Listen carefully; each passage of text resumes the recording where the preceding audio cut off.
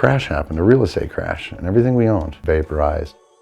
After we lost everything in Chicago, the buildings are all gone, all the rental income's gone, everything we live for is gone, our huge equity is gone. You say, how do we redo it? We dig in the earth. 'Cause we're gonna be legends, gonna get their attention.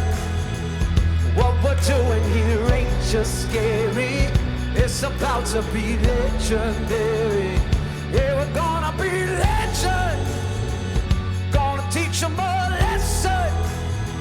We got this feeling in our souls we carry.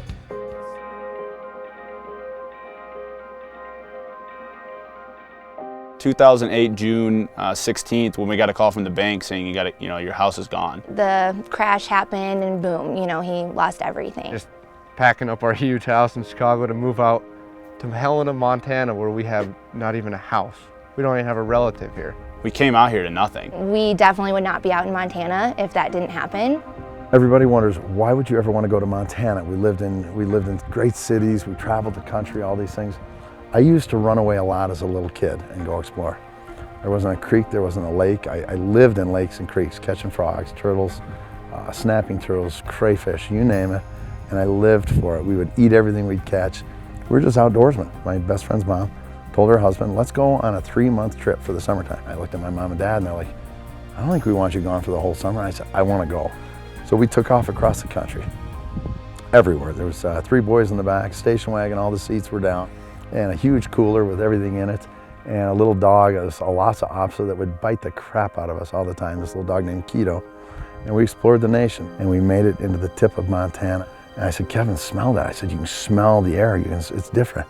He goes, what are you talking about? I said, no, it smells like life. This is life. I don't know what was born here, but this is life. I said, Kevin, one day when I'm an adult, I said, you know what? I am going to take my big family and we're gonna move to Montana. And we're gonna build our house, we're gonna build everything. And he said, you're crazy, you'll never go to Montana. We were little kids. I said, no, I'm gonna move to this place right here. It's gonna look just like this.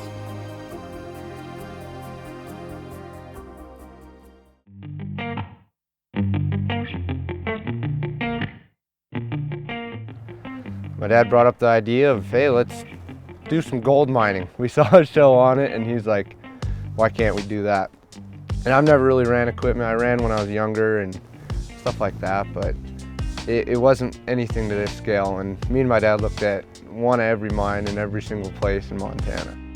Our whole careers we've dug just to build buildings. Now let's dig for gold and for sapphires and for rubies. At first, obviously, we were very skeptical about a gold mining company because for one, everybody we talked to had said, don't do that, that's insane.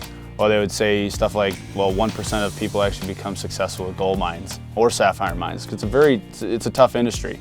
And it's a lot of hard work and a lot of long hours. But I gotta tell you, going through what we've gone through already, I have blind faith in the mine. As long as we're all working together, and family helping out everybody, and I don't think there's much we can't actually do. I just think it's the best part that we all have our strengths and weaknesses, that I know how to do the more hands-on grunt labor, stuff like that, which everyone needs to know. My strengths are gonna be everything. I mean, I have to be everything because we can't run that mine without me. So I'm gonna be honest with you, I'll probably end up doing 4 days in the mine and 3 days running all the online businesses and structure and development of every business.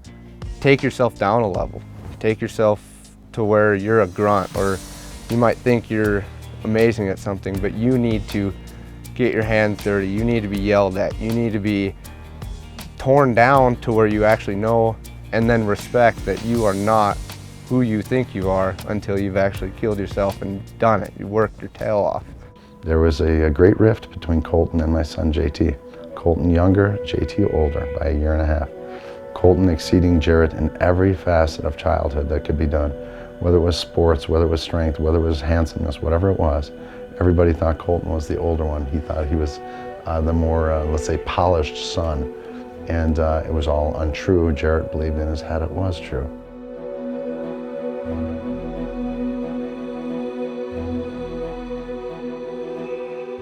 My dad, like I said, he's always had a heart for helping people.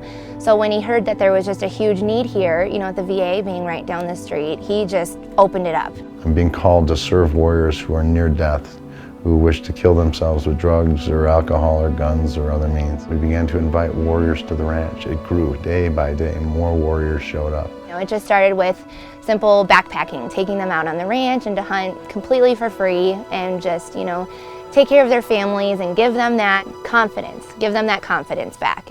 Got out of the Marine Corps in 2013, did 8 years, did 2 deployments as a regular grunt and squad leader, did 2 deployments as a scout sniper. Our job was counter mobility and mobility. We wanted to, we slowed the bad guys down and kept our guys moving. Transitioning from being out of the military to back to civilian lifestyle, I mean, that was, they try and prepare you for it, but that was a lot bigger of a transition than I thought. I thought I was going to be fine with it, but it definitely knocked me on my butt a few times. I kicked in a lot of doors because I ran point for my squad, so it was a lot of just hoping and praying. We destroyed approximately 350,000 tons of munitions, which was only 30% of the weapons that we knew about that Iraq had. This is what he had to do for a living. He had to get within sometimes how close to your target? Sometimes I could probably tie their shoes. These people walking up grabbing kids, 3-year-olds, and throw them out in front of our trucks, and we're doing about 40 miles an hour. All I'm seeing is my kids, and the dad comes out, and that broke me in half.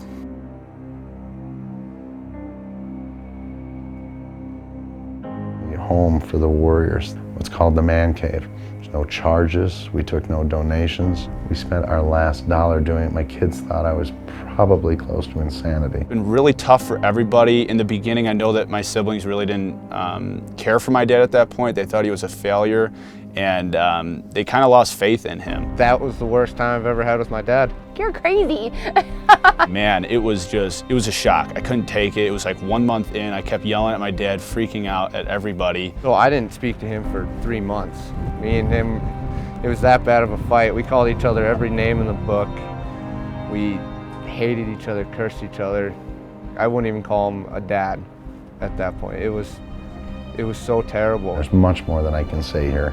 It does cause me to weep when I think about the tragedies of it all. My own kids saying it's insane. You're a real estate developer, you're a builder, you're a carpenter, Dad. This is real life. This is real live drama that happens when you do things that have never had any instruction. There's no training to go mine gold. It's incredibly expensive, but it's the adventure of a lifetime. People dream of finding the untold wealth down below. It's as simple as this. We're digging it out, we're loading it up into the dump truck, we're picking up with the loader, and we're putting it through the Grizzly, which is the thing with the big bars in it, right? And it sifts it down to like every rock, 5 inches and smaller. We take it, we run it through those big wash plants, and from there we clean out our carpets and we have our gold product. So we're gonna be white gloving the sapphires right straight over to Thailand. We have a pretty big connection over there, and we can get the stones cut, and we're pretty confident that the quality control will be there, and we'll be getting the best price and be safe while we're there.